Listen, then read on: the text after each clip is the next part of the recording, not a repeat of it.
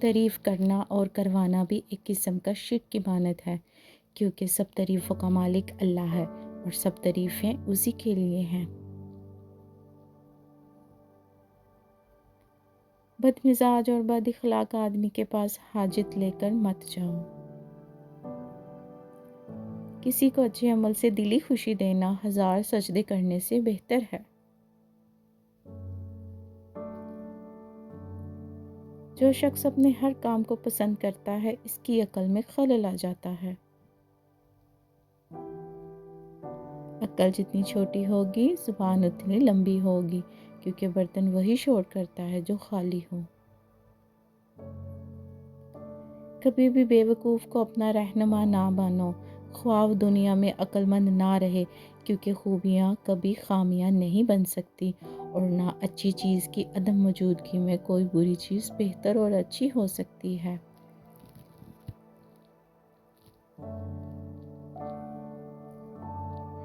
دو باتیں عقل کا عیب ہیں: کہنے کے وقت چپ رہنا اور چپ رہنے کے وقت بولنا۔ عقل مند اور بے وقوفوں میں کچھ نہ کچھ عیب ضرور ہوتا ہے۔ عقل مند اپنے عیب خود دیکھ لیتا ہے اور بے وقوفوں کا عیب دنیا دیکھتی ہے۔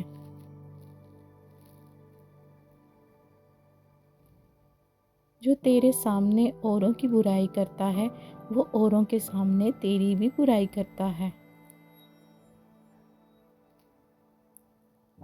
اگر زندگی اتنی ہی اچھی ہوتی تو کوئی بھی دنیا میں روتے ہوئے نہ آتا۔ جیسا سلوک تو مخلوق خدا سے کرے گا، ویسا ہی سلوک خدا تیرے ساتھ کرے گا۔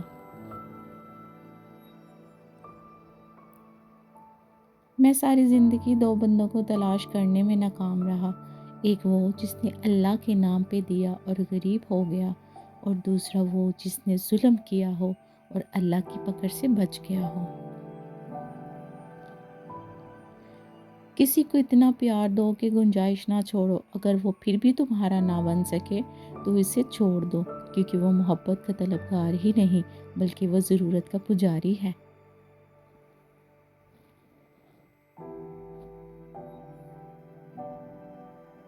آہستہ آہستہ چلنا مگر مسلسل چلنا کامیابی کی ضمانت ہے۔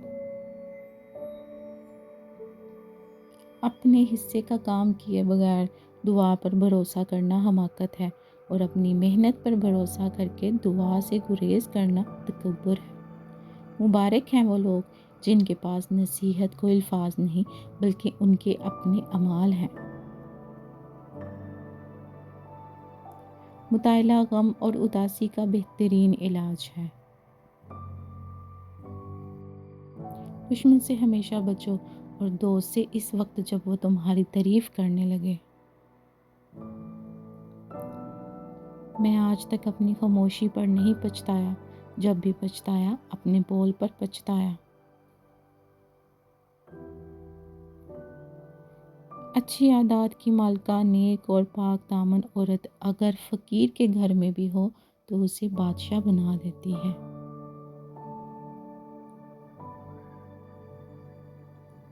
صبر رکھو، ہر چیز آسان ہونے سے پہلے مشکل ہوتی ہے۔